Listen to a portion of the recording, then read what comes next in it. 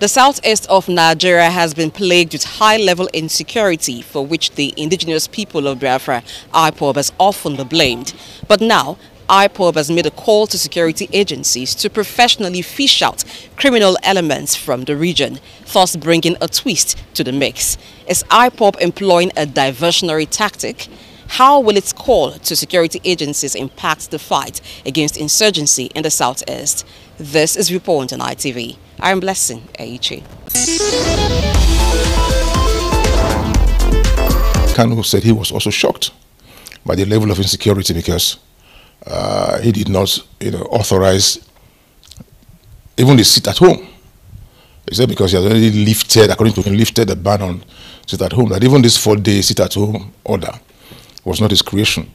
But I know that since his trial in July last year, and even in January this year, they have always been believing that any day he's going to go to court, there must be a way to, so to speak, protest.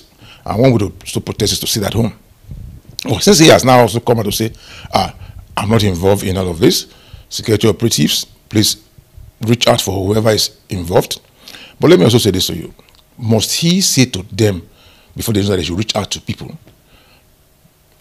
I have some friends in the southeast who have said to me that there has been carnage, in the last 4 days in the place.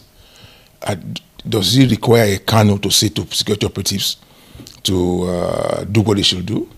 If a man, let's assume that Kanu even threatened, should he straight overwhelm the police or the security operatives? It has assumed a different dimension all over the place. Every day, some persons unconsciously not even sit at home on Mondays without even the order because of the fear of being attacked.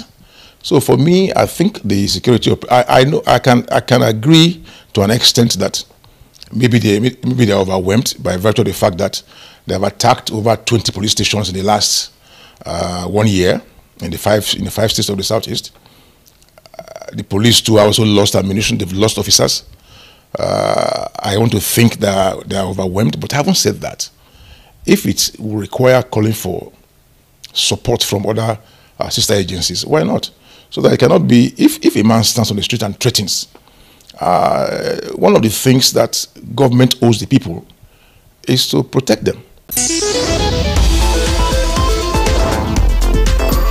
Ordinarily, if IPOB is calling on the security agencies to come and fish out those responsible for the criminal activities in the southeast, in that region, it's a welcome development. But again, they do not need a formal invitation to do their job by security agents. We have a national security advisor. What is his job? Is to gather intelligence on the security across the country. So without being invited formally by IPOB or any other person, it does not make sense for the security agent to pretend not to know those behind those criminal activities. It is their duty to gather intelligence. And if they fail in that responsibility, it is not a very good commentary as a nation that we have a security apparatus that could not gather information and intelligence security. So IPOB call is a right call, but the security agents should not sit back and be doing armchair securing operations. They should be able to be proactive, not reactive. They should know their job. It is their duty to fish out perpetrators of every criminal act in anywhere in the country, not only in the southeast, even in the northwest, in the northwest and elsewhere. In my own candid opinion, even though the way, style and manner with which the IPOB have been executing its agitation agenda may not be in conformity with standard best practices. But I think that lacuna created an avenue for miscreants and this unknown gunmen to take advantage to unleash mayhem. And I think the purpose is to tarnish and shed their image in bad light. So the call for the security agencies to fish out those behind the dastardly act, to me, is not diversionary. I think it's more of cleansing. They want to project themselves that actually they are not the one behind all of this. They are perhaps they have realized the method with which we are doing, some people are taking advantage of it. Why don't we fish out these people? Maybe help you to fish out, or you fish them out, and you actually know that the way they are portraying our image or our activities is not actually what we are, up to. So I don't think it's diversionary. I think it's self-realization now that they need to re-strategize, and they need to reposition, they need to cleanse their image by exonerating themselves. It's not only by mere denial all the time, we're not responsible. So by the time they begin to get each and every one of these people, these unknown gunmen, we begin to unmask them and know those actually behind this. I do not think so. My opinion is people are using IPOB name to commit havoc in that region. Unfortunately, IPOB cannot go away from it because they started with violence. And any violence in that area now, the government want to pin it on them. So if they are now asking the government, come and fish out those troublemakers, I think they are in order.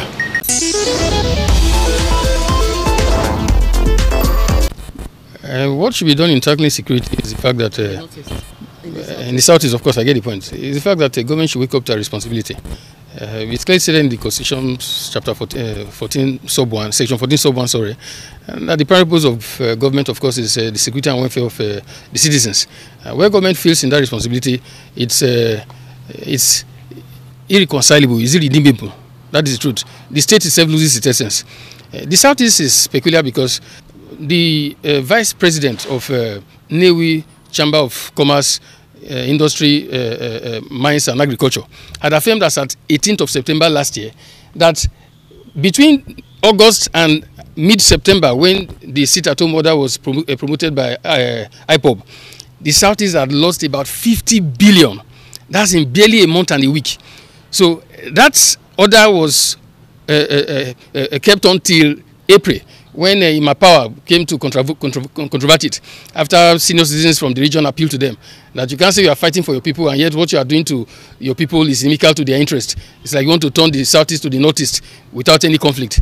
So in my candid opinion, right now, the fact that IPOB has said that they are not in support of sit-at-home, but sit-at-home is still being complied with, is a pointer to the failure of state. Where the state is functional, any region where there is crisis or uprising, the force of state is exerted to ensure that things are put in order. But when the state is not able to do that, everybody becomes a law unto themselves. And of course, like they said, the difference between the era of barbarians and the era of nation states is actually the law and enforcement. Where there is no due enforcement of law, it's like living in the realm of barbarians. That is where we are.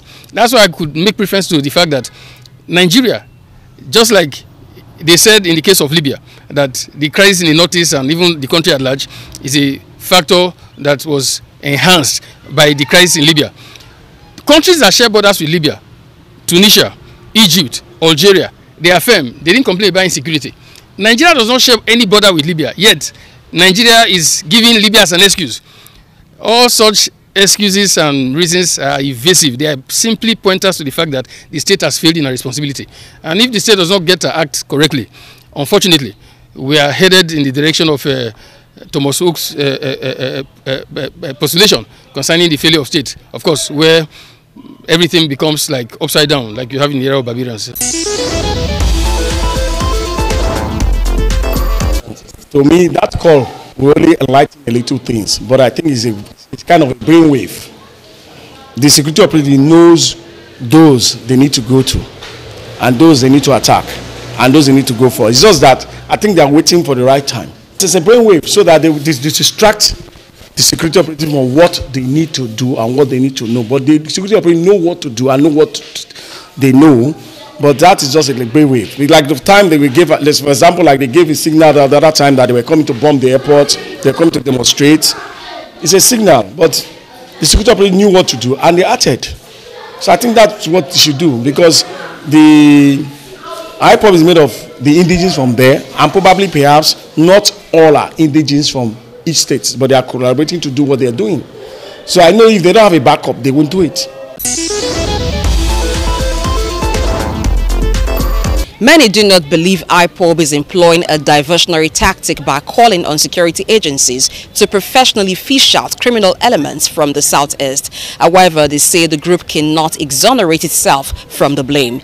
Security agencies have also been chided for not doing enough to tackle the situation and have been tasked to therefore curb insecurity in the region by acting on IPOB's call. I am Blessing AEG.